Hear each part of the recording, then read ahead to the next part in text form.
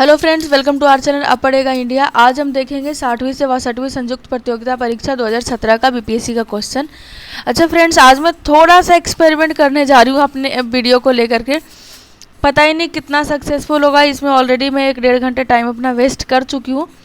वो ऐसा है कि अभी तक की रिकॉर्डिंग फ़ोन से हुआ करती थी। मैं काफ़ी टाइम से कोशिश कर रही थी कि रिकॉर्डिंग जो हो वो अपने आईपैड में कर सकूँ।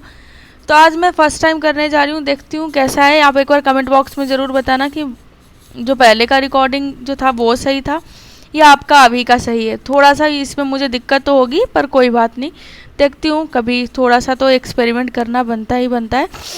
चलिए, पहला क्वेश्चन इसमें है कि भारत सरकार का कौन सा अधिकारी सदस्य न होते भी भारतीय संसद की कार्यवाही में भाग लेने का अधिकार रखता है? तो इसका आपका सही जवाब हो जाएगा अटॉर्नी जनरल। अटॉर्नी जनरल जो है वो संसद के सदस्य तो नहीं होते, लेकिन भाग लेते हैं, पर उन्हें वोटिंग का अधिकार नहीं होता। वो सिर्फ जो किसी भी सदन में या संयुक्त सदन में, दोनों में भी वो भाग ले सकते हैं, पर मतदान का अधिकार उनमें नहीं होता। और अटॉर्नी जनरल का जो पोस्ट है वो 76 आर्टिकल में दिया गया है। अगला हम क्वेश्चन देखते हैं कि भारत के संविधान के भाग 4 में दिए गए निर्देशों में निम्न में से कौन सा सूचीबद्ध है? ठीक है, तो आर्टिकल 4 की बात की जा रही है, तो देख लेते हैं कि क्या सूचीबद्ध है। ठीक है, ये देखिए कि समान कार्य के लिए समान वेतन, और क्या है, समान आचार संहिता। मुझे पता था कि ये सब दिक्कत होना ही होना है। छोटे परिवार का मापदंड और प्राथमिक स्तर पर मातृभाषा की शिक्षा। तो जो भाग 4 में जो उसमें क्या है, डीपीएसपी निर्देशिक सिद्धांत जो है, उसमें अनुच्छेद जो 39 है, अनुच्छेद 39 के तहत है कि समान कार्य के लिए समान वेतन की बात की गई है। ठीक है, उसी प्रकार अनुच्छेद 44 में समान आचार संहिता की बात की गई है। ये आप देख लीजिए, आर्टिकल भी थोड़ा ध्यान में आप रखना। ये आर्टिकल 44 है। समान नागरिक संहिता कहाँ में भी लागू है? गोवा में भी लागू है। बस छोटे परिवार का मापदंड की बात जब इसमें की जा रही है, तो वो कहीं भी बात उसमें नहीं की गई है डीपीएसपी में, और ना ही प्राथमिक स्तर पर मातृभाषा में शिक्षा होगा, ऐसा भी कहीं कोई बात नहीं किया गया है। तो ये दोनों गलत जवाब है। तो इसका सही जवाब हो जाएगा ऑप्शन बी, 1 और 2 नंबर। अगला कह रहा है कि लेखानुदान बना है। तो लेखानुदान क्या से बना है? कैग के रिपोर्ट मतदान के लिए नहीं। इसका सही जवाब जो है वो है बजट पारित लंबित होने के कारण निधि आवंटन हेतु। तो लेखानुदान इसी कारण से बना है। ठीक है, चलिए अब बढ़ते हैं अगले क्वेश्चन की ओर कि भारतीय संविधान दिवस कब मनाया जाता है? तो जब भारतीय संविधान दिवस की बात की जा रही है, तो वो आपका 26 नवंबर को मनाया जाता है भारतीय संविधान दिवस। ठीक है, ये होगा इसका सही जवाब।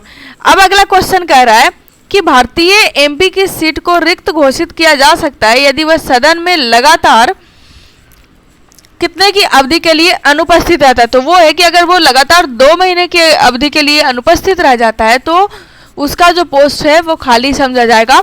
अच्छा, एक हमारे मंत्री ऐसे थे जिन्होंने ये कार्य किया था, उन्हें इस्तीफा नहीं देने दिया जा रहा था, तो उन्होंने ये काम किया था कि 2 महीने तक वो संसद में आए ही नहीं थे, किसी भी कार्रवाई में भाग ही नहीं लेते, जिसके कारण से ऑलरेडी उनका इस बेसिस पर इस्तीफा को समझ लिया गया था। तो आप उनका नाम बता दीजिएगा। अगला है कि उच्चतम न्यायालय की व्यवस्था के अनुसार निजी भवनों के ऊपर राष्ट्रीय झंडे को फहराना किसके तहत नागरिकों का मौलिक अधिकार है?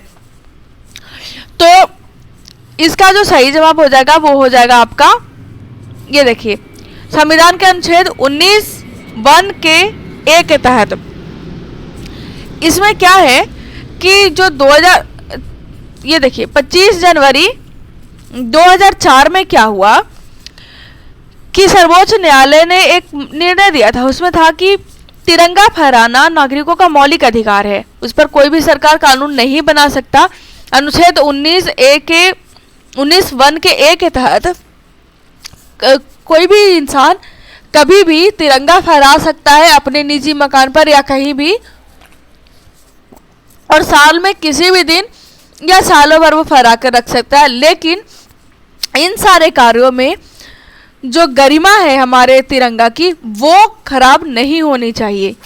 चलिए अगला क्वेश्चन है, उन मौलिक अधिकारों का चयन करें जो भारतीय नागरिक को प्राप्त है परंतु गैर नागरिक को नहीं। तो भारतीय नागरिक को जो प्राप्त होने वाली बात है, भाषण और अभिव्यक्ति की स्वतंत्रता हमारे भारतीय नागरिक को है।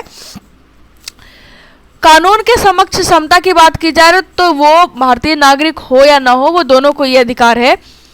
और अल्पसंख्यक अधिकार वो हमारे सिर्फ भारतीय नागरिक के लिए है। और जीवन एवं स्वतंत्रता का संरक्षण जो है वो नागरिक भारत का हो या ना हो, वो अधिकार दोनों को है। ठीक है, चलिए आगे हम आगे अगले क्वेश्चन को देखते हैं। उसमें है कि भारत में ब्लॉक स्तर पर बनी पंचायत समिति केवल, तो ब्लॉक स्तर पर जो पंचायत समिति बनती है वो केवल एक समन्वय और पर्यवेक्षी प्राधिकारी होते हैं।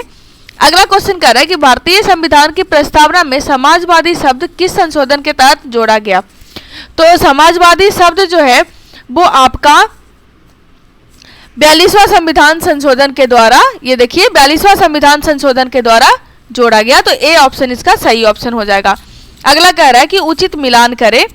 इसमें क्या है कि संघीय सूची में, तो संघीय सूची में जो संख्या है वो आपका प्रविष्टियों की संख्या, यानी कि हर सूची में विषय दिया गया है कि इतने विषय इसमें है। और हमारे संविधान में ऐसा था कि जो संघ के हाथ में है वो कम होना चाहिए और उससे नीचे नीचे इस तरीके से, या संवर्ती सूची में अधिक होना चाहिए, इस तरीके का प्रावधान था। लेकिन यहाँ पर अभी के टाइम में अगर देखा जाए तो बिल्कुल इसका उल्टा ही है। संघीय सूची में जब हम देख लेते हैं कि कितने विषय या कितनी प्रविष्टियां हैं उसमें, तो संघीय सूची में आपका 97 प्रविष्टियां हैं, राज्य सूची में 66 है और संवर्ती सूची में सबसे कम 47 प्रविष्टियां हैं, यानी 47 जो विषय हैं वो हैं। ठीक है, अगला क्वेश्चन देखते हैं कि एक नया राज्य बनाने के लिए संवैधानिक संशोधन के लिए कैसा बहुमत चाहिए। तो नया राज्य बनाना है उसके लिए संवैधानिक संशोधन साधारण बहुमत की जरूरत होती है। जब जैसा कि नया राज्य मतलब कि या तो कोई नया राज्य ही गठित होता हो या राज्य की सीमाओं ये सब में परिवर्तन किया जाता, तो उसके लिए क्या होता है कि उस तरीके का विधेयक संसद के दोनों सदन में से जो 25 सदस्य होते हैं उसके साधारण बहुमत द्वारा उसको कर दिया जाता है लागू। अच्छा, एक और चीज कि ऐसे संविधान संशोधन के लिए तो अनुच्छेद 368 है, लेकिन जब राज्य को अलग करने की बात आती है, नया राज्य बनाने की बात आती है, तो वो अनुच्छेद 368 के तहत नहीं बल्कि अनुच्छेद 2 या 3, मैं आपको ऑप्शन दे रही हूँ, अनुच्छेद 2 या 3 किसके तहत बनता है, आप ये बताएं कि किसके तहत नया राज्य का निर्माण होता है। और इस चीज पर बिल्कुल ही आपका कॉन्सेप्ट क्लियर होना चाहिए। एक तरीके का राज्य आपका, मैं एक एग्जांपल भी देकर बता देती हूँ, लेकिन जवाब आपको ही देना होगा। एक गोवा बना राज्य, ठीक है, तो आप ये बताएं कि गोवा किस अनुच्छेद के तहत बना, 2 या 3 के तहत। और एक जैसे मान लो कि बिहार से झारखंड अलग होता है, बिहार से झारखंड अलग हुआ, तो वो किसके तहत अलग हुआ, आपको ये भी बताना है।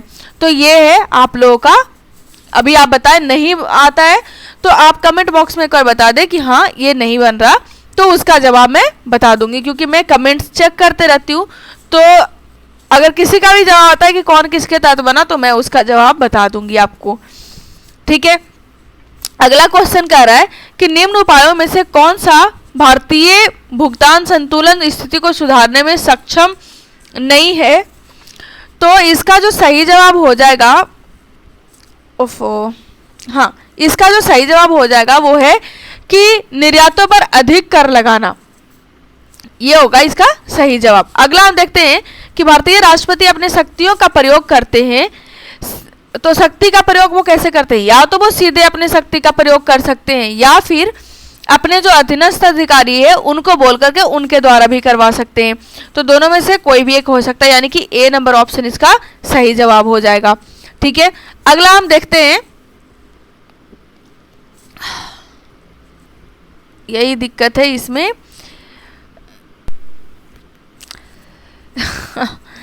यही चीज इसमें मिस्टेक, मतलब थोड़ा आज नया है मेरे लिए, तो थोड़ा मुझे दिक्कत हो रहा है, पर कोई नहीं, आई होप कि आप लोग थोड़ा समझोगे, क्योंकि कोई भी नया काम करने के लिए क्या होता है, हमें थोड़ी तो प्रॉब्लम होती ही होती है, तो क्या कर सकते हैं, अब इसमें तो कुछ भी नहीं कर सकते। ठीक है, अगला देखिए क्वेश्चन, व्यापार करने की सुविधा सूचकांक कौन बनाता है और प्रकाशित करता है? तो व्यापार करने की जो सुविधा सूचकांक है वो विश्व बैंक समूह के द्वारा बनाया जाता है। अगला क्वेश्चन है कि वर्ष 2011 की जनगणना के अनुसार 2001 से 11 के दशक में जनसंख्या वृद्धि दर की प्रतिशत क्या होगी? तो 2001 से 11 में जनसंख्या जो वृद्धि हुआ था वो 17.64% होता है। अच्छा, कल मैंने देखा था कि कमेंट एक आया हुआ था कि जनगणना को बता दिया जाए। हाँ, मैं भी सोच रही हूँ कि जो 2011 का जनगणना है तो उसे मैं किसी दिन, ऐसा होगा कि किसी दिन जिस दिन मुझे टाइम लगे तो मैं एक वीडियो उसके लिए पार्टिकुलर बना दूंगी और वो चीज़ मैं पोस्ट कर दूंगी, क्योंकि खास करके जो बीपीएससी का एग्ज़ाम है, हर पेपर में 2 से 3 क्वेश्चन जनगणना से पूछा हुआ है, इंडिया के लेवल पर हो या फिर आपके बिहार के संदर्भ में हो, तो उसका मैं एक वीडियो डालूंगी उसमें 2-4 दिनों में। अगला है कि भारत में सेवा कर किसकी सिफारिश से लागू हुआ? तो सेवा कर की बात है तो राजा ले चलैया समिति के द्वारा सेवा कर को लागू किया गया था 1994 ईस्वी में। जो ये समिति बनाई गई थी, उन समिति का मानना था कि वस्तुओं के उत्पादन और उपभोग के संदर्भ में जो अप्रत्यक्ष कर को केंद्रीय स्तर पर पूर्णतः तटस्थ होना चाहिए और इस दौरान वस्तुओं को, सेवाओं को कवर दिया जाना चाहिए, और इसके लिए ही सेवा कर लिया गया था। और उसी में जो वैट आज हम लगाते हैं, हम वैट देखते हैं उसमें, अभी तो बिल्कुल वो सब चीज़ खत्म ही हो गया। तो इस समिति ने वस्तुओं और सेवाओं को कवर करने के लिए विकसित मूल्य वर्धित कर, वैट को हम बोलते हैं वैल्यू एडेड टैक्स जो होता है ना, वैट, तो वो प्रणाली की शुरुआत भी उन्होंने किया था। ठीक है, अगला क्वेश्चन है कि 2011 की जनगणना के अनुसार कौन सा राज्य लिंगानुपात में सबसे कम है? तो लिंगानुपात की बात करते हैं तो हरियाणा सबसे कम है। अच्छा, पिछले 1-2 लेक्चर में मैंने बताया था कि बिहार का लिंगानुपात कितना है, तो आप एक बार बता दें कि बिहार का लिंगानुपात कितना है 2011 की जनगणना के अनुसार। किस अर्थशास्त्री ने भारत में सबसे पहले वैज्ञानिक दृष्टि से राष्ट्रीय आय की गणना की? तो वैज्ञानिक दृष्टि से जब बात करने की बात की जाती है तो वीके रॉय जो थे उन्होंने इसकी गणना की थी। अच्छा, वीके रॉय की पूरा नाम आप जान लीजिए, विजेंद्र कस्तूरी रंगा वरदराज राव था उनका नाम। वो सर्वप्रथम वैज्ञानिक दृष्टि से उन्होंने राष्ट्रीय आय की गणना की थी। चलिए अगला हम क्वेश्चन देखते हैं कि भारत के किस राज्य में सबसे अधिक सूती वस्त्र मिलते हैं? अच्छा हाँ, कल भी हमारे पास क्वेश्चन मतलब कमेंट बॉक्स में एक किन्हीं का क्वेश्चन ये था, नाम मैं भूल गई एक्चुअली उनका, उसमें था कि कर्नाटका या गुजरात किस में ज़्यादा ये कॉटन होता है? तो देखिए, कॉटन की जहाँ तक बात आती है तो कॉटन का उत्पादन गुजरात में अधिक होती है। हाँ, लेकिन गुजरात और महाराष्ट्र में क्या है कि किसी साल गुजरात की जो उत्पादन है वो बढ़ जाती है, किसी साल आपके महाराष्ट्र की उत्पादन बढ़ जाती है। जैसे 17 की बात अगर की जाए तो 17 में जो है आपका महाराष्ट्र में कॉटन की जो उपज थी वो अधिक थी, और लेकिन यहाँ पर सूती वस्त्र मिले की बात की जा रही है तो सूती वस्त्र मिल आपका महाराष्ट्र में सर्वाधिक है। अगला देखते हैं कि कौन सा नकदी फसल नहीं है? तो गन्ना, मूंगफली और जूट, ये तीनों जो है वो तो नकदी फसल है, पर ज्वार की बात की जाए तो ज्वार नकदी फसल नहीं है। नकदी फसल जो होता है उनके अंदर वो व्यापारिक फसलें आती हैं जिनसे आमदनी के लिए सीधा या अर्ध प्रसंस्करण के द्वारा किसानों को बेच दिया जाता है। जैसे गन्ना हो गया, तंबाकू हो गया, रेशेदार फसलें हो गए, कपास, जूट, मेस्टा, तिलहन, ये सारा क्या होता है कि आपके व्यापारिक फसलें या नकदी फसलें में आते हैं। ठीक है, अगला क्वेश्चन हम देख लेते हैं कि भारत में पहली पंचवर्षीय योजना का आधार क्या था? तो पहली पंचवर्षीय योजना की अगर बात करें तो हेरोड डोमर मॉडल पर वो आधारित था। पहली पंचवर्षीय योजना 1951 से लेकर 56 तक था। मैं सोच रही हूँ कि एक दिन पंचवर्षीय योजना का भी इसमें वीडियो अपलोड कर दूँ, क्योंकि मैंने अभी तक जितने भी सेट वगैरह आप लोग भी देखे होंगे, अगर आप रेगुलर बेसिस पर देख रहे हो हर सेट में कहीं ना कहीं डायरेक्ट या इनडायरेक्ट रूप से पूछ दिया जा रहा है पंचवर्षीय योजना का क्वेश्चन। इसलिए मैं सोच रही हूँ कि एक वीडियो उसमें अपलोड कर ही दूँ शॉर्ट में, जिसको पूरा डिटेल्स में मैं बता दूँ एक जगह इकट्ठा सारा चीज़ लिख करके। ठीक है, अब है कि काली क्रांति का संबंध है, तो काली क्रांति कच्चा तेल या पेट्रोलियम वगैरह से संबंध है इसका। ओके, अब हम अच्छा चलिए कुछ जो क्रांति वगैरह पूछा जाता है उसके बारे में आप जान लीजिए। जैसे मत्स्य उत्पादन से हो गया आपका नीली क्रांति, है ना, नीली क्रांति हो गया मत्स्य उत्पादन से। और जब हम कोयला उत्पादन से बात करते हैं तो कोयला से आपका हो गया, कोयला से भूरी क्रांति होता है शायद। देखो मेरे भी माइंड से निकल गया कि कोयला का क्या होता है। आप एक बार कमेंट बॉक्स में बता दें, नहीं तो मैं कल बता दूंगी। एक्चुअली ये मेरे माइंड से निकल गया कि कोयला का जो क्रांति है वो क्या है।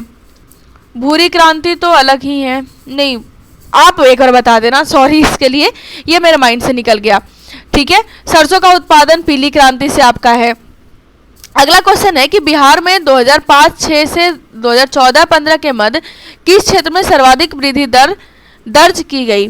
तो रजिस्टर विनिर्माण है, इसके तहत सर्वाधिक वृद्धि दर रजिस्टर की गई या दर्ज की गई।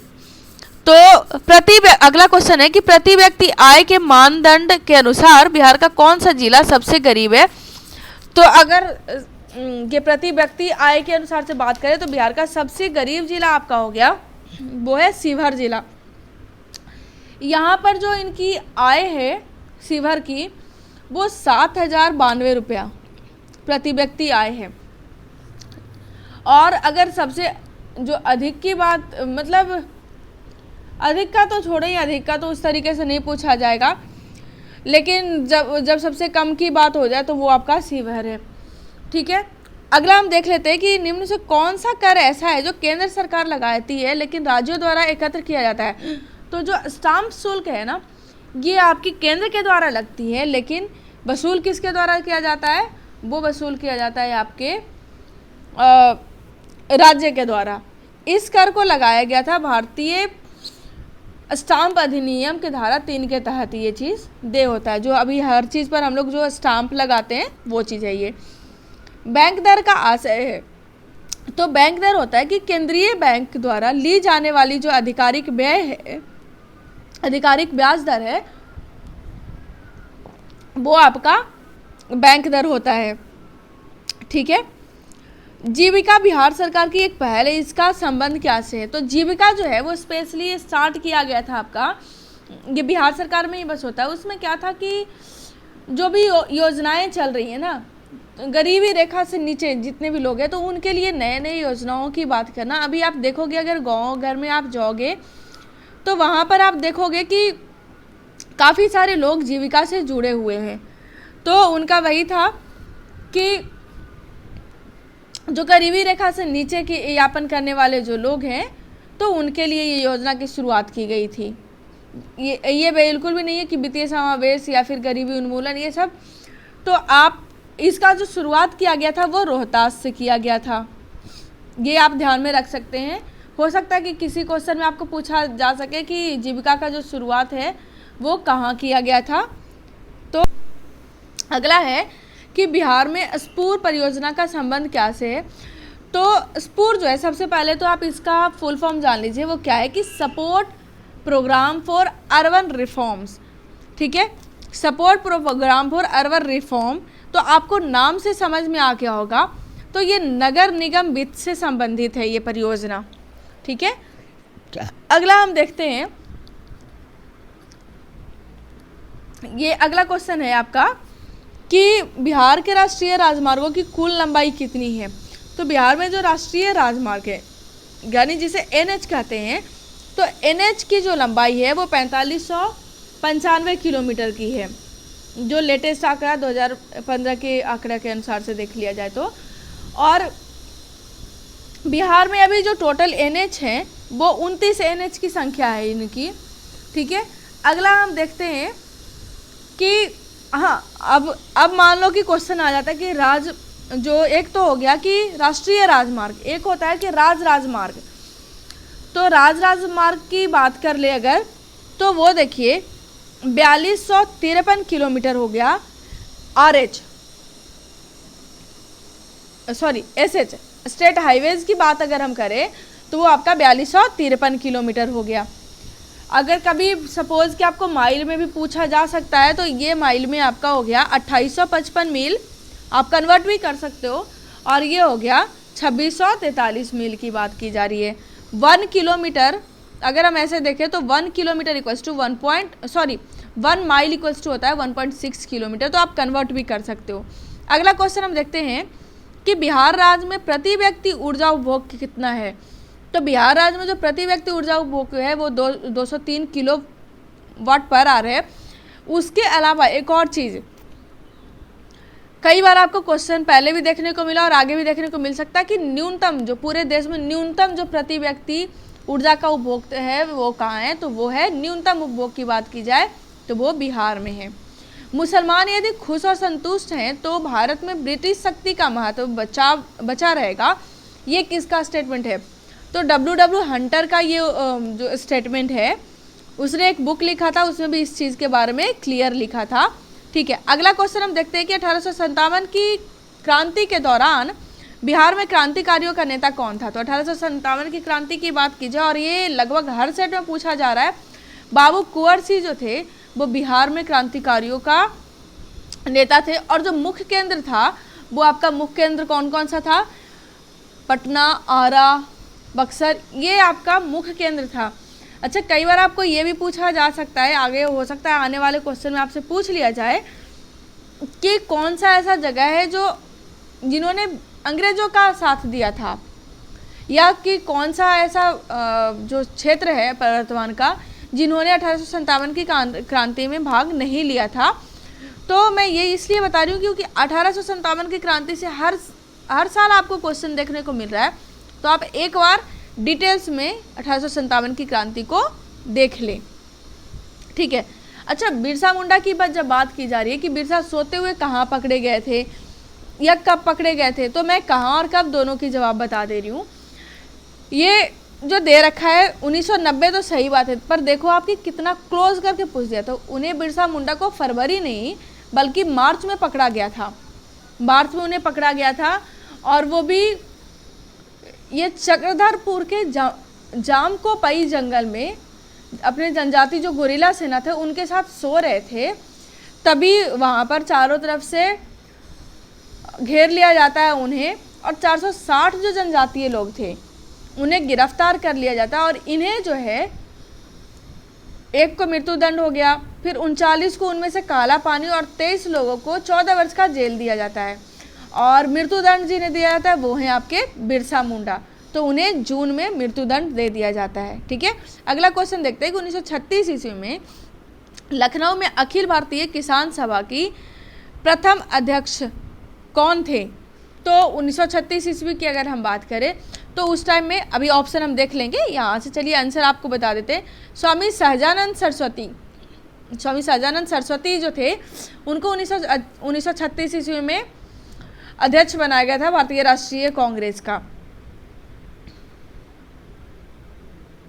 अगला हम क्वेश्चन देख लेते हैं, एक मिनट। ये आपका कि मुझे विश्वास है, क्वेश्चन देख लीजिए आप ध्यान से, मुझे विश्वास है कि कांग्रेस अपने विनाश की तरफ जा रही है और मेरी यह बड़ी इच्छा है कि भारत में रहते होगी कि मैं अपने शांति प्रिय निधन के लिए उनका सहायक बनूं। तो लॉर्ड कर्जन ने 1905 ईस्वी में ऐसा बोला था कि मेरी यह बड़ी इच्छा है, इस तरीके से लॉर्ड कर्जन ने बोला था कांग्रेस को लेकर के, जो उस टाइम में काफ़ी विवाद हो रहे थे इनकी विचारधाराओं में, ये सब को लेकर के उन्होंने ऐसा बोला था। किसने यूरोपियन नील बागान मालिकों द्वारा किसानों के शोषण की तरफ गांधी जी का ध्यान आकर्षित किया? तो राजकुमार शुक्ल जो थे उन्होंने ही इस तरफ में गांधी जी का वो ध्यान आकर्षित किया था। ठीक है, अगला हम देखते हैं। अच्छा, नील विद्रोह का जो शुरुआत हुआ था, वो नील आंदोलन का शुरुआत सबसे पहले तो आपका 1859 ईस्वी में बंगाल के नदिया जिले के गोविंदपुर गांव में हुआ था। और इस विद्रोह में क्या हुआ था कि भारतीय जो किसान थे उनके द्वारा ब्रिटिश नील उत्पादकों के खिलाफ किया गया था। अंग्रेज अधिकारी किसान से बिना पैसा दिए ही नील की खेती में काम करने को विवश कर देते थे और उन्हें कम रकम देकर कारखाना जो करारनामा होता है, कॉन्ट्रैक्ट होता है, वो लिखवा लेते थे। और इस जो प्रथा को, यानी नील के लिए जो वो कॉन्ट्रैक्ट साइन करवाते थे, इस प्रथा को ध्यान में आप रहिएगा, ददनी प्रथा कहा जाता था। अच्छा, इस क्वेश्चन को पूछने का रीजन ये हो गया कि बिहार जो है वो 1912 ईस्वी में आपका बंगाल से अलग हुआ है, तो काफ़ी हद तक बंगाल से रिलेटेड क्वेश्चंस भी बिहार के बीपीएससी में या बिहार एसएससी में पूछ लिए जाते हैं। असहयोग आंदोलन के दौरान किसने पटना कॉलेज छोड़ा जबकि उनकी परीक्षा का केवल 20 दिन बचा था? जयप्रकाश नारायण इसका सही जवाब हो जाएगा। अगला जो हो जाएगा क्वेश्चन उसका है कि लंदन में 13 मार्च 1940 को सर माइकल ओ डायर को गोली किसने मारा था? उधम सिंह थे, उन्होंने लंदन में ही उनको गोली मार दिया था। जो उस टाइम में जो सर माइकल ओ डायर जो था वो आपका पंजाब का लेफ्टिनेंट गवर्नर था, आपका 1912 से ले लीजिए, 1912 से 1919 तक वो था। और उसी के टाइम में जलियांवाला बाग हत्याकांड हुआ था।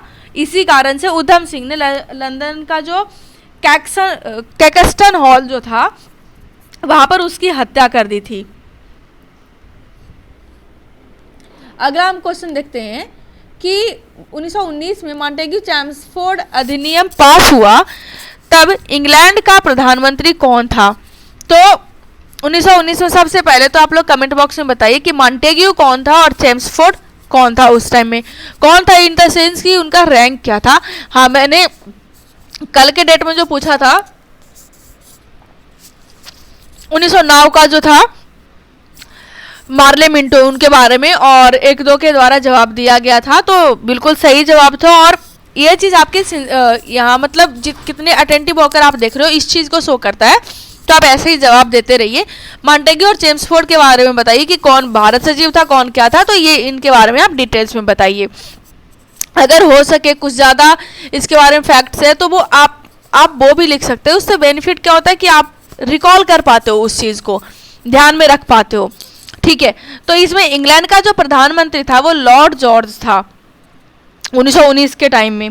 ठीक है, अगला हम देखते हैं कि भारतीय क्रांति की जननी किसे कहा जाता है? तो भारतीय क्रांति की जननी मैडम भिखाजी कामा को कहा जाता है।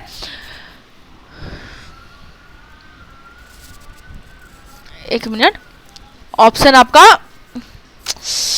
सॉरी इसके लिए, ये अभी तो क्या करूं, बिल्कुल नया नया ये स्टार्टिंग है तो इसके कारण ऐसा हो रहा है। मैडम भिखाजी रुस्तम कामा को बोला जाता है भारतीय क्रांति की जननी। ठीक है, अब देखते हैं। अच्छा, एक और चीज, जो मैडम भिखाजी कामा थी तो उन्होंने जर्मनी के स्टटगार्ट में 1907 ईस्वी में जो 7वीं अंतर्राष्ट्रीय कांग्रेस जो सम्मेलन था उसमें भारत का प्रथम तिरंगा ध्वज फहराने के लिए वो विख्यात हैं। ठीक है, मैडम भिखाजी कामा तो ही वो अलग अलग देश में घूम कर के आई थी। समाजवाद समर्थन कौन था जो 1933 में ब्रिटिश शासन देसी राज्यों जमींदारवाद और पूंजीवाद को उखाड़ फेंकना चाहता था? तो जवाहरलाल नेहरू थे। अगला सही जवाब हो जाएगा कि अखिल भारतीय फॉरवर्ड ब्लॉक की स्थापना के लिए सुभाष चंद्र बोस से कौन जुड़े थे और आईएनए आंदोलन के साथ भी जुड़े रहे? तो सबसे पहले तो आप जान लीजिए कि जो आईएनए जो आंदोलन है वो है क्या। आईएनए का फुल फॉर्म हो गया इंडियन नेशनल आर्मी, जिसकी स्थापना किया था सुभाष चंद्र बोस ने 1939 ईस्वी में।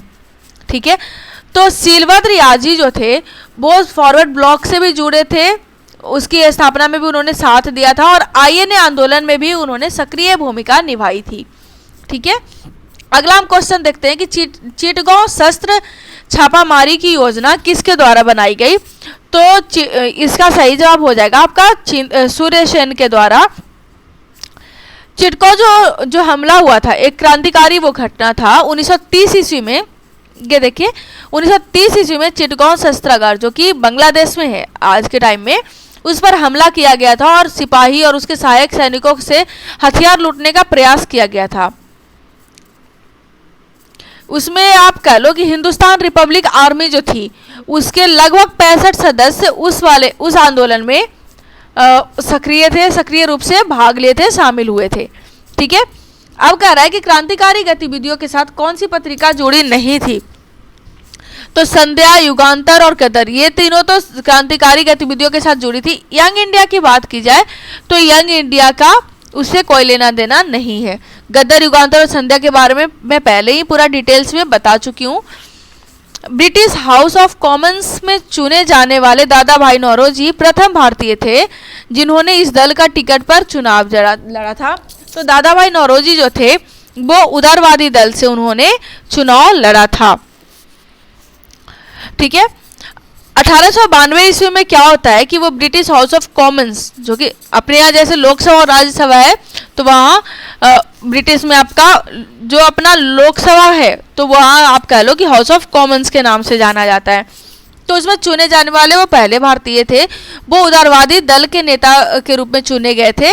और जो नौरोजी को के बारे में और भी आप जान लीजिए, उन्हें भारतीय राजनीति का जनक कहा जाता है। दादा भाई नौरोजी को ग्रेट ओल्ड मैन भी बोला जाता है, भारतीय राजनीति का उन्हें पितामह कहा जाता है। 1886 ईस्वी और 1906 ईस्वी में उन्होंने इंडियन नेशनल कांग्रेस का अध्यक्ष के रूप में भी कार्य किया था।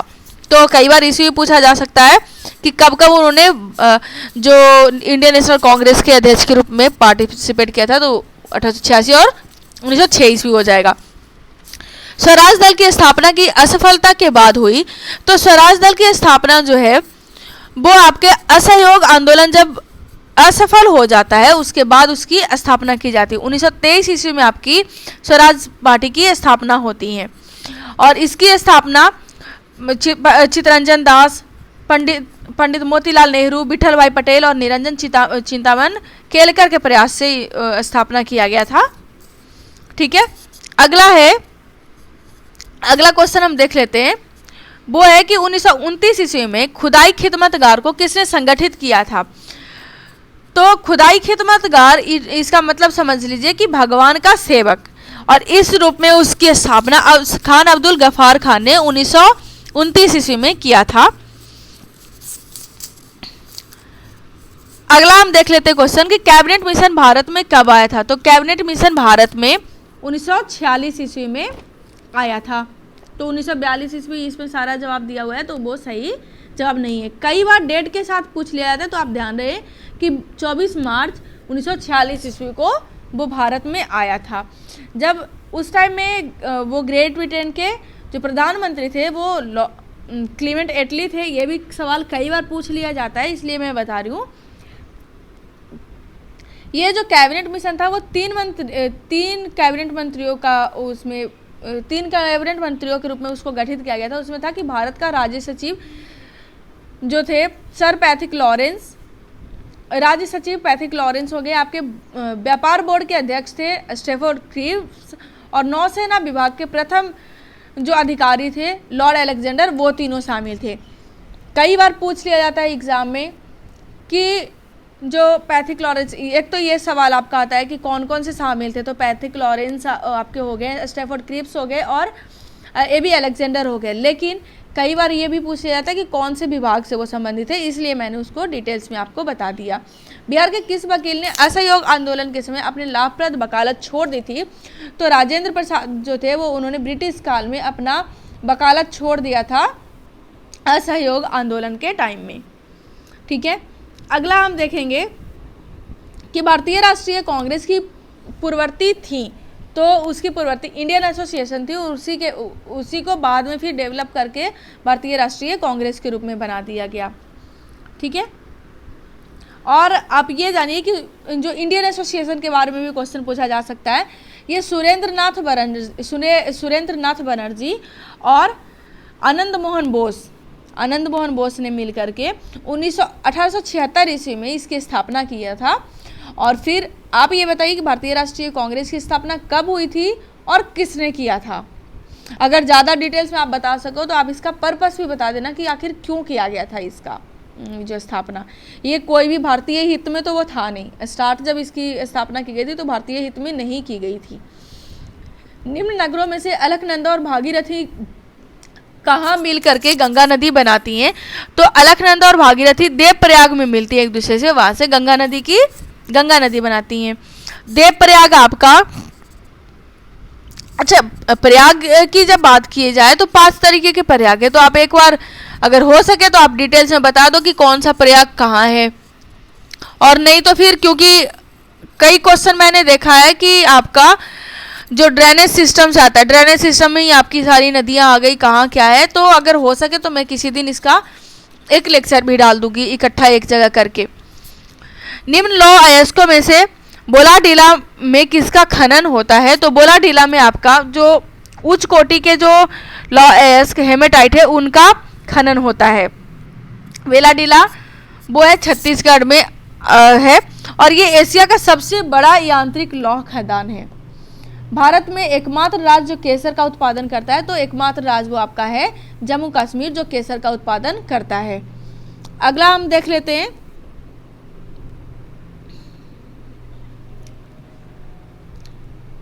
सॉरी ये तो हो चुका आपका, ये देखते हैं।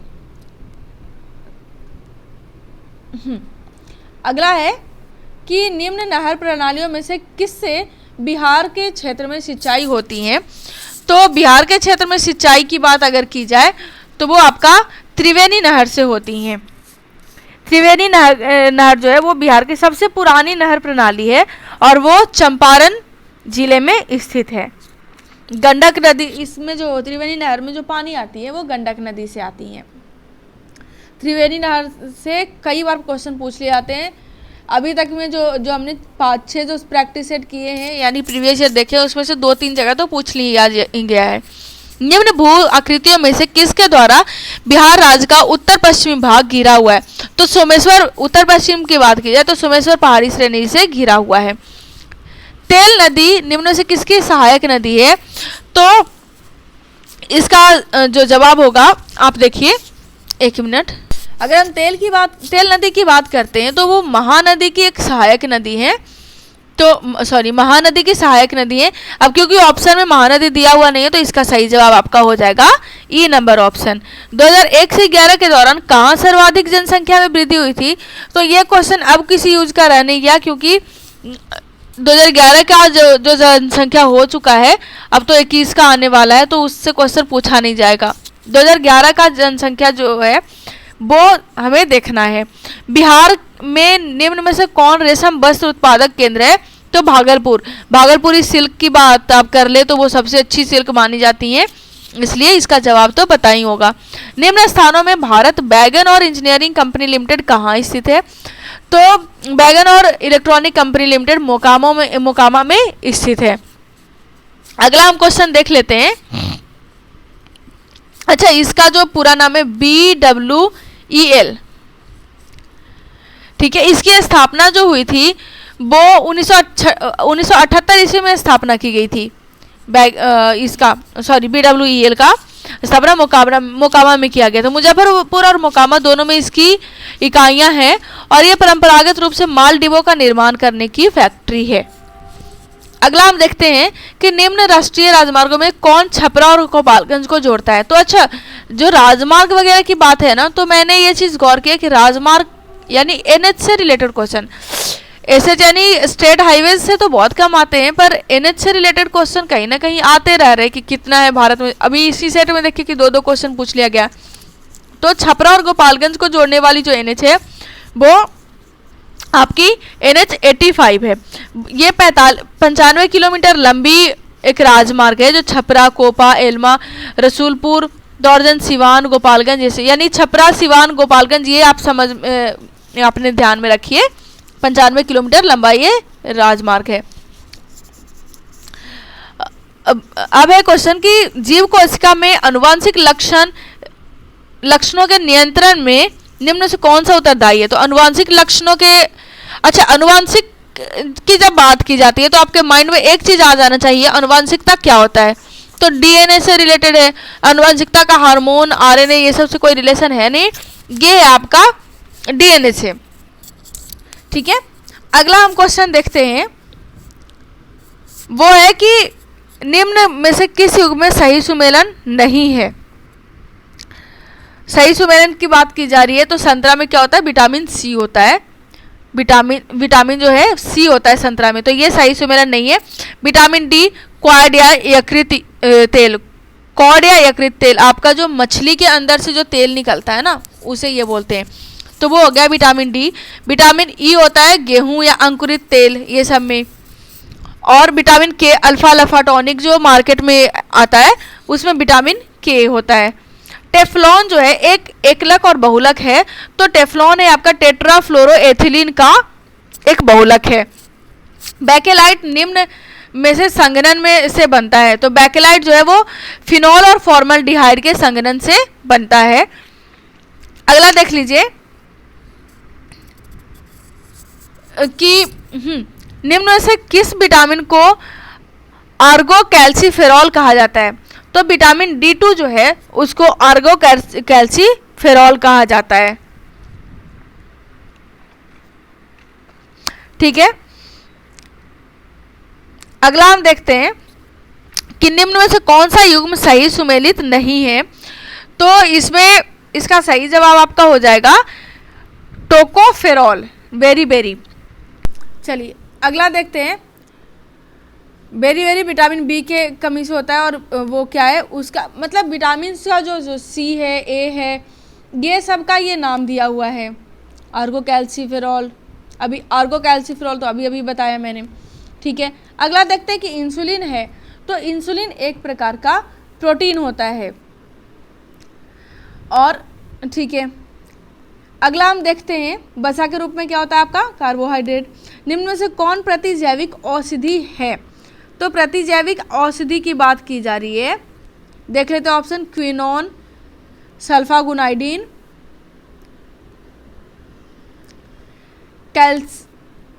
कैलोरोफेनिकॉल और एस्पिरिन। कैलोरोफेनिकॉल जो है एक प्रतिजैविक, यानी प्रतिजैविक का मतलब हो गया कि एंटीबायोटिक।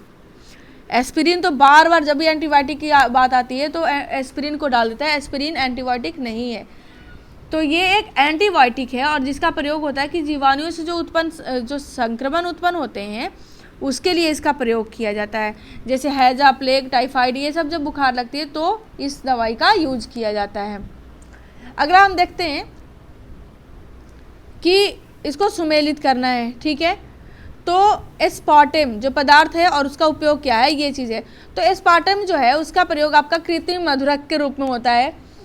फ्रेऑन को प्रशीतक के रूप में, प्रशीतक जो आप प्रशीतक यानी कि फ्रीज वगैरह में जो ठंडा करने का जो काम होता है। नियोप्रीन जो होता है, तो नियोप्रीन का यूज होता है संश्लेषित रबर के रूप में, और बेनाड्रिल जो है वो प्रतिहिस्टैरिमीन है। ठीक है, अगला हम क्वेश्चन देख लेते हैं कि निम्न में से कौन सा हार्मोन स्तन ग्रंथियों में दूध का स्राव करने में भूमिका निभाता है। तो जो स्तनपायी जो जानवर या फिर जो भी होते हैं, माताएं होती हैं, उनमें दूध के स्राव के लिए ऑक्सीटोसिन मुख्य भूमिका के रूप में निभाती हैं। ठीक है, अगला है कि वनस्पति तेल में वनस्पति घी बनाने की प्रक्रिया को क्या कहते हैं, तो उस प्रक्रिया को हम कहते हैं उस प्रक्रिया में जो प्रयोग होने वाली जो गैस है तो वो है आपका हाइड्रोजन गैस। अगला हम देख लेते हैं, अच्छा इस प्रक्रिया की जब मैं बात कर रही हूँ तो इस प्रक्रिया का भी नाम आप जान लीजिए। ये होता है कि हाइड्रोजन जैसे तेलों का हाइड्रोजनीकरण उत्प्रेरक प्रक्रिया इस प्रक्रिया का नाम है। अगला है कि घरेलू ईंधन के रूप में प्रयुक्त एलपीजी में मुख्यतः होते हैं। तो एलपीजी की अगर हम बात कर ले तो उसमें मुख्यतः आपका ब्यूटेन और प्रोपेन होता है, बी और डी। तो इसका सही जवाब हो जाएगा आपका ऑप्शन नंबर ई। ठीक है, अगला क्वेश्चन है कि साबुन ग्रीज को हटाता है, तो साबुन ग्रीज को कैसे हटाता है, तो उसका सही जवाब हो जाएगा पाइसीकरण द्वारा। क्या होता है ना कि पाइसीकरण में या किसी भी चीज़ को हटाने के लिए, जैसे तेल वगैरह को हटाने के लिए, तो वो उनके बीच में आपस में तनाव उत्पन्न करता है अलग अलग डायरेक्शन में, जिसकी वजह से ये सब चीज़ हट पाता है। जैसे डिटर्जेंट का भी हम यूज़ करते हैं, तो बस वही बात है कि वो अंदर पाइसीकरण को, चलो मैं क्लियर ही बता दूं, अपने शब्दों में बताने से बेटर है कि आपको मैं क्लियर बता दूं कि इसका डेफिनेशन क्या है। जो साबुन होता है उसका अणु होता है लंबी श्रृंखला वाले कार्बोक्सिलिक अम्लों में सोडियम और पोटेशियम लवण होते हैं। उसमें आयनीकरण होने के बाद वो जल में घुल जाता है और कार्बन श्रृंखला तेल में घुल जाता है। इस तरीके से वो बनता है, पाइसीकरण होता है। निम्न में से कौन सा विटामिन प्रतिस्कंदक विषों के विष प्रतिकारक के रूप में कार्य करता है? तो इसका जवाब हो जाएगा आपका विटामिन के। अगला हम क्वेश्चन देख लेते हैं।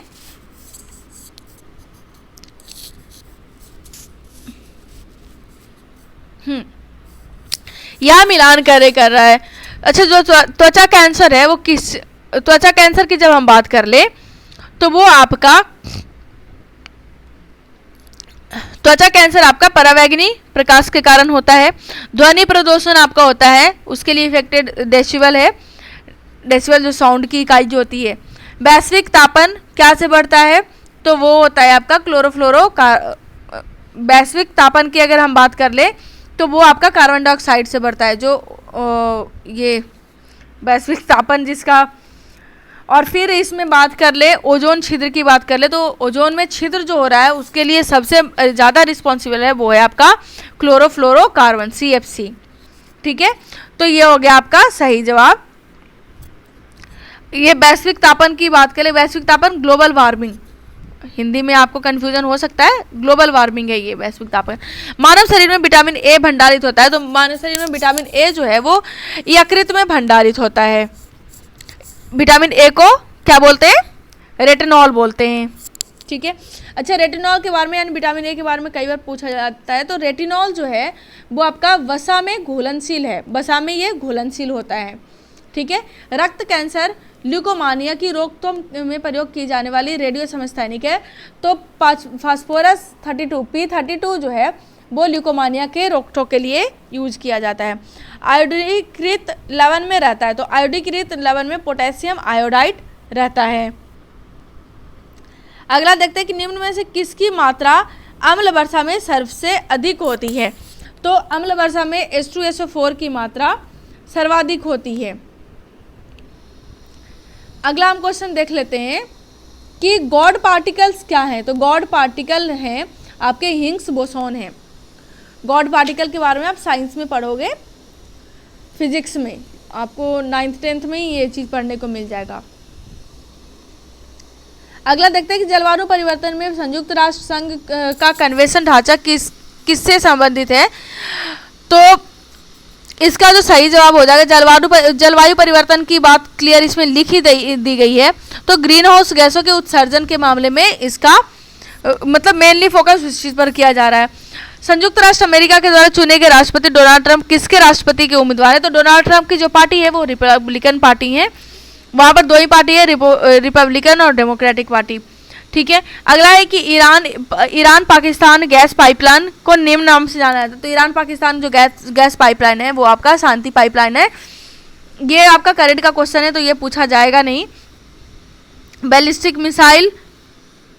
बैलिस्टिक मिसाइल के बढ़ावा को रोकने के लिए वैश्विक प्रयास हेग कोड ऑफ कंडक्ट को हाल ही में निम्न में से किस देश ने ज्वाइन किया है? तो भारत ने, यानी अभी ये तो तब का करंट का क्वेश्चन है लेकिन अभी ध्यान में रख सकते हैं कि जो the Hague code of conduct है उसमें अभी भारत उसका मेंबर है। ये आपका करंट का क्वेश्चन है, ध्यान में से देख लीजिए। तेल के कोष सबसे ज़्यादा किस देश में पाया जाता है? तो वेनेजुएला में तेल का कोष सबसे अधिक पाया जाता है। ये सब चीज़ करंट का क्वेश्चन है तो करंट का क्वेश्चन पर फोकस नहीं करते हैं। अगला है कि भारत में किस राज्य में भारत का प्रथम तथा एशिया का सबसे लंबा साइकिल हाईवे खोला गया? तो उत्तर प्रदेश में जो है वो सबसे लंबा हाईवे, साइकिल हाईवे 207 किलोमीटर का हाईवे खोला गया है इटावा से लेकर के आगरा तक में।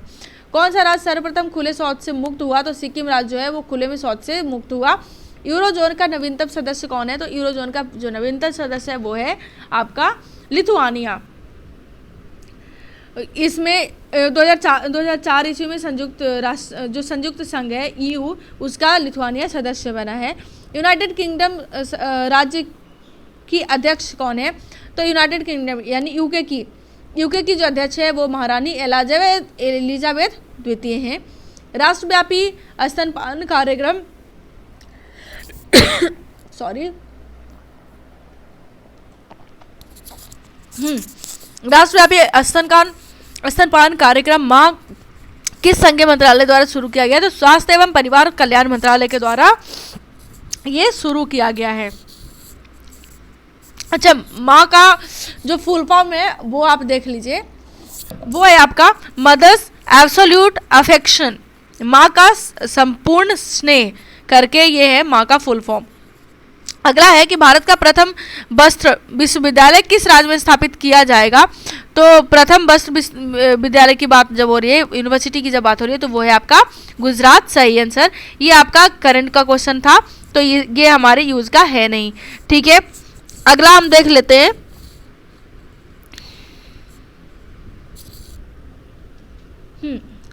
ये देखिए आप, ये भी करंट का क्वेश्चन है।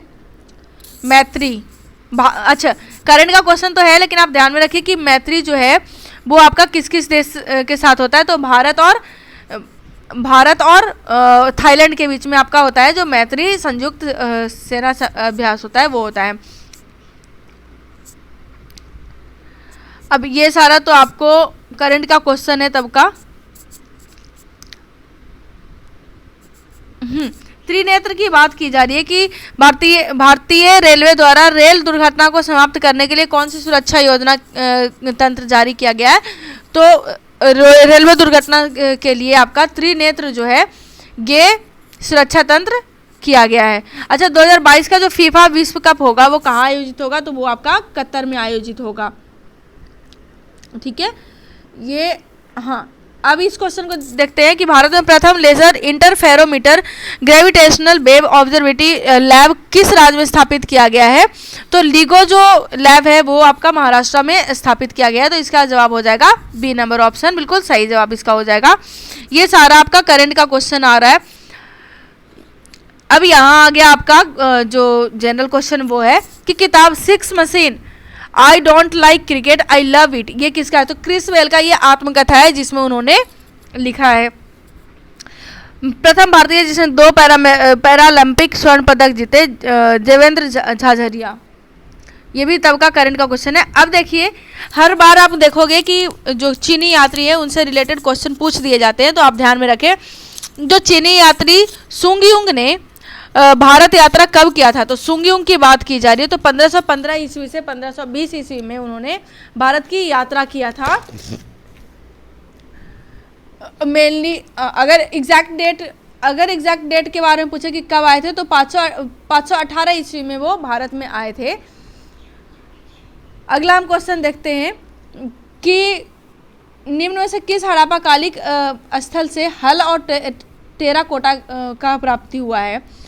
तो हल और टेराकोटा की प्राप्ति बनावली जो स्थल है वहाँ से प्राप्त हुआ है। कलिंग नरेश खारवेल का संबंध है, तो कलिंग नरेश खारवेल का महामेघ वाहन वंश से संबंध है। अच्छा, इसके बारे में और भी, हल और टेराकोटा का जो बनावली से हुआ है, तो बनावली कहाँ में है? तो ये आपका हरियाणा में है बनावली स्थल। ठीक है, अगला देख लेते हैं कि दीवाने अर्ज विभाग संबंधित है। तो दीवाने अर्ज जो था वो रक्षा विभाग से संबंधित था। अगला देख लेते हैं किस प्रकार की भूमि को अपहृत कहा जाता है? तो अपहृत बिना जोती हुई जंगली भूमि को कहा जाता था। गुप्त काल से संबंधित है ये भूमि, मतलब कि ये नाम गुप्त काल में दिया गया था। और खील जो था वो परती भूमि जो होता था उसको खील कहा जाता था। ठीक है, अगला हम क्वेश्चन देख लेते हैं।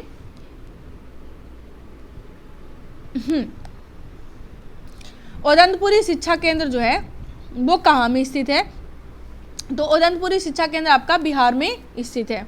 बी नंबर ऑप्शन सही जवाब इसका हो जाएगा।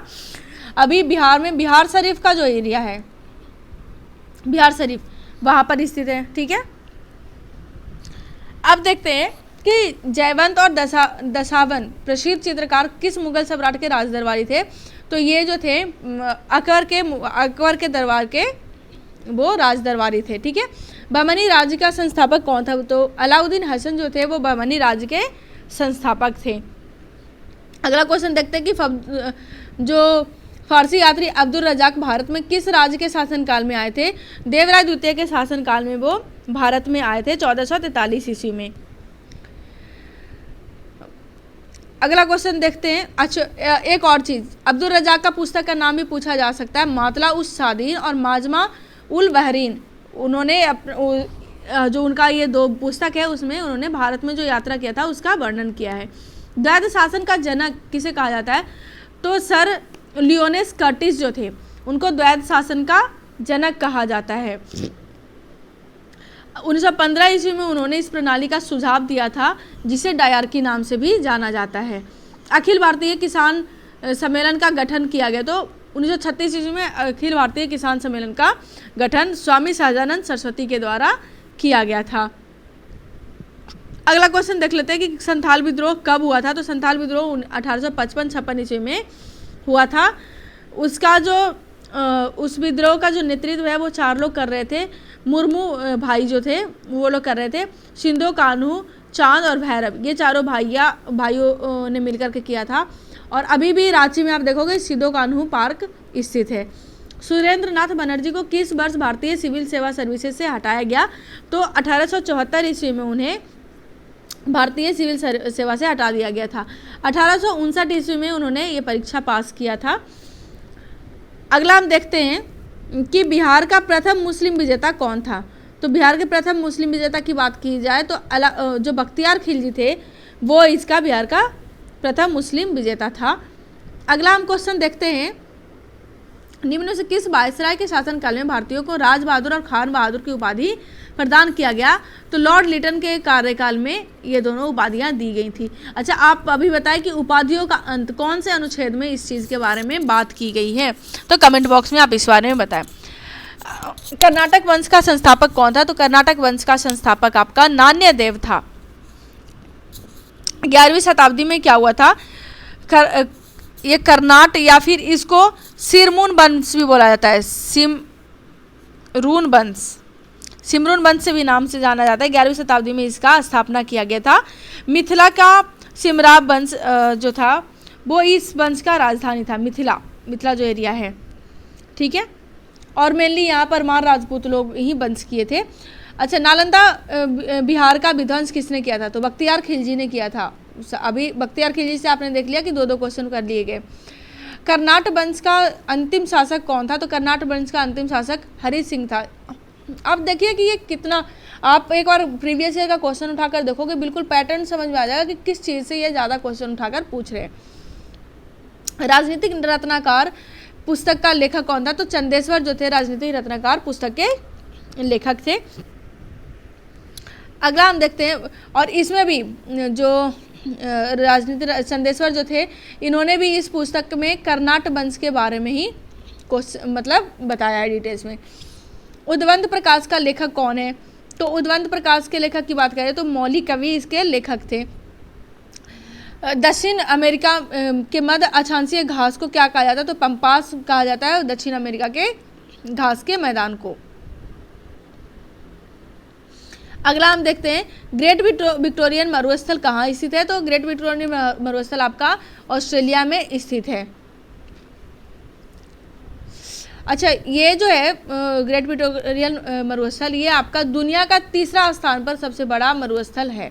ये चीज़ भी आप ध्यान में रख सकते हो। अगला क्वेश्चन आपका है कि निम्न में से कुलगाड़ी में कौन सी प्रक्रिया संपन्न होती है? तो कुलगाड़ी की बात करें तो इसमें आपका सोना का खनन होता है। कणीय तत्व क्या है? वायु प्रदूषक कणीय तत्व है। निम्न सागरों में से औसतन लवणता सर्वाधिक होती है। तो मृत सागर की लवणता सर्वाधिक होती है। वहाँ ऐसा है कि इंसान पानी पर चल सकता है, लवणता इतनी अधिक होती है। बेंगलुरु, हाँ ये है कि मिलान करना है, बेंगलुरु में कौन सा है? तो बेंगलुरु में आपका जो उद्योग है वो मेनली वो वायुयान का है। कोबरा में आपका एल्युमिनियम का है। जमशेदपुर लौह इस्पात के लिए, और मार्जन जो है वो तांबा खनन के लिए है। चलिए अगला क्वेश्चन देख लेते हैं। स्वर्णिम चतुर्भुज योजना क्या है? तो यह एक राष्ट्रीय परियोजना है, राष्ट्रीय राजमार्ग का परियोजना है, जिसके तहत आपका एक नेटवर्क बना, औद्योगिक, कृषि और सांस्कृतिक केंद्रों का एक नेटवर्क बनाया जा रहा है। उसमें आपका चेन्नई, देखिए चेन्नई का, साउथ का चेन्नई हो गया, ईस्ट का कोलकाता हो गया, दिल्ली हो गया मिडिल, या फिर नॉर्थ का आप बोल लीजिए दिल्ली हो गया, और वेस्ट का आपका मुंबई हो गया। तो ये 4 तरीके से, इस तरीके से जोड़ा जा रहा है, इसलिए इसको स्वर्णिम चतुर्भुज योजना का नाम दिया गया है।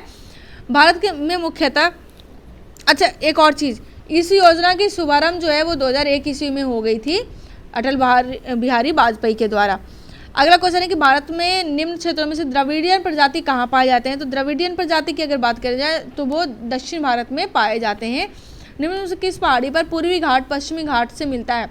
तो पूर्वी घाट और पश्चिमी घाट का जो मिलने का जो स्थान है वो है आपका नीलगिरी की पहाड़ियों के पास वो मिलता है। नीलगिरी की पहाड़ियाँ वो बीचों बीच में पड़ती है, पूर्वी घाट और पश्चिमी घाट के बीचों बीच में पड़ती है। ठीक है, अगला हम क्वेश्चन देख लेते हैं जो कि जीएस का, इसका सी नंबर ऑप्शन हो जाएगा, जो कि जीएस का लास्ट क्वेश्चन होगा।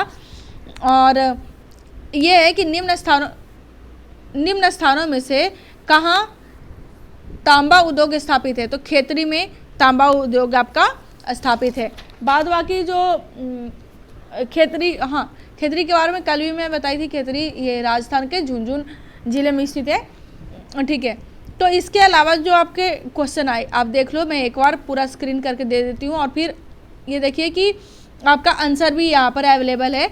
आपका 140 से लेकर के क्वेश्चन 250 तक पूछा गया है, मैथ का क्वेश्चन 141 से लेकर के, और ये आपका जवाब रहा। आप स्क्रीनशॉट ले सकते हो, ये आपका जवाब रहा इसके।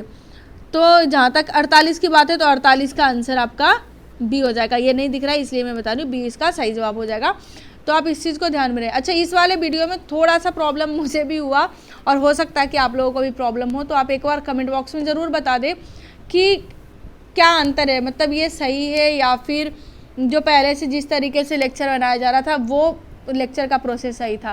क्योंकि आज मैंने इसको स्टार्ट ही किया है कि कैसे इस पर आईपैड पर किस तरीके से बनाया जा सकता है, इसलिए मुझे थोड़ा सा प्रॉब्लम हुआ आज इस पर। पहले तो साउंड भी नहीं आ रहा था, अब तो शायद साउंड भी आ जाए, पहले तो साउंड भी नहीं आ रहा था इसमें।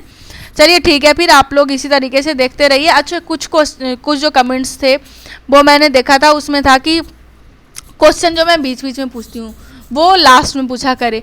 तो क्वेश्चन का ऐसा है कि क्वेश्चन का मैंने 2 पर्पस आपको बता दिया। एक पर्पस आपका है कि बीच में से अगर कोई क्वेश्चन जैसे बताने के दौरान में होता है कि माइंड में कोई क्वेश्चन स्ट्राइक करता है तो उस क्वेश्चन को मैं पूछ लेती हूँ। और दूसरी बात है कि उससे क्या होता है कि इनकेस आप लेक्चर देख रहे हो और इधर उधर आपका माइंड होता है तो क्वेश्चन सुनते के साथ आपका बिल्कुल वहाँ पर कॉन्सेंट्रेशन चला जाता है कि कौन सा क्वेश्चन पूछा जा रहा है, अगर आप ध्यानपूर्वक सुन रहे हो तो इसलिए इस पर्पस से मैं पूछ रही हूँ। और ऐसा बिल्कुल भी नहीं है कि कोई और पर्पस है इसको पूछने का, क्योंकि पहले ऑलरेडी मैं उन सारे क्वेश्चंस को बता चुकी हूँ और उसको मैं पूछ रही हूँ। तो बस वही पर्पस है आपका कि कंसंट्रेट आप करो यहाँ पर, इसके लिए वो क्वेश्चन पूछे जाते हैं। और आप लोग जितना हो सके जवाब देते रहिए। अगर ये वीडियो आपको पसंद आ रहा है या फिर जैसा भी लग रहा है, अपने व्यूज़ आप ज़रूर बताएं। व्यूज़ से क्या होता है कि हम उसमें इम्प्रूवमेंट करते हैं। और जितना भी फैक्ट्स मुझसे हो सकता है उतना फैक्ट मैं आपको बता देती हूँ। कभी कभी क्या होता है कि आप किसी क्वेश्चन को बता रहे हो, कोई एक पार्टिकुलर जो वर्ड है वो आपके माइंड में नहीं आ पाता, या फिर ऐसा भी होता है कि आपके माइंड से वो चीज़ निकल जाता है। जो कहते हैं ना कि गले तक बात है मुंह में नहीं आ रहा, वो वाली बात कभी कभी हो जाती है। तो उसके लिए अब क्या किया जा सकता है, लेकिन मैं इम्प्रूव करने की पूरी कोशिश करूँगी। पसंद आता है तो एक बार लाइक ज़रूर कर दिया करें, कमेंट वगैरह मैंने जो भी आंसर ये सब है कमेंट किया करें। जैसे किसी भी चीज़ से रिलेटेड मैं अगर आपसे क्वेश्चन करती हूँ तो आप उस चीज़ के बारे में ना पूरा का पूरा डिटेल्स में एक बार चेक किया करो, पूरा डिटेल्स में पढ़ा करो आप, जिससे कि उस एक एक टॉपिक आपका पूरी अच्छी तरीके से क्लियर होते जाएंगी। ठीक है, फिर आप लोग ऐसे ही देखते रहिए। जो भी सुधार की ज़रूरत है हो या जिस भी चीज़ की ज़रूरत हो वो आप बताते रहिए हमें कमेंट में, जिससे कि अच्छे से अच्छे तरीके से इम्प्रूवमेंट किया जा सके। हम कोशिश करेंगे कि 2011 का जो जनगणना है उस चीज़ को लाया जाए, उसका वीडियो। उसके अलावा कुछ चीज़ें हैं, जैसे एक आपका हो गया कि नदी वगैरह से यानी कि ड्रेनेज सिस्टम से रिलेटेड, वो वीडियो मैं डालूंगी। एक तो योजना आयोग का वीडियो डालूंगी जिस दिन भी मौका लग जाए उस दिन। तो ठीक है, आप लोग देखते रहिए इसी तरीके से, वीडियो को और ज़्यादा लंबा नहीं करते हैं। आगे जैसा भी हो आप कमेंट बॉक्स में एक बार बताते रहें। तब तक के लिए जय हिंद, जय भारत।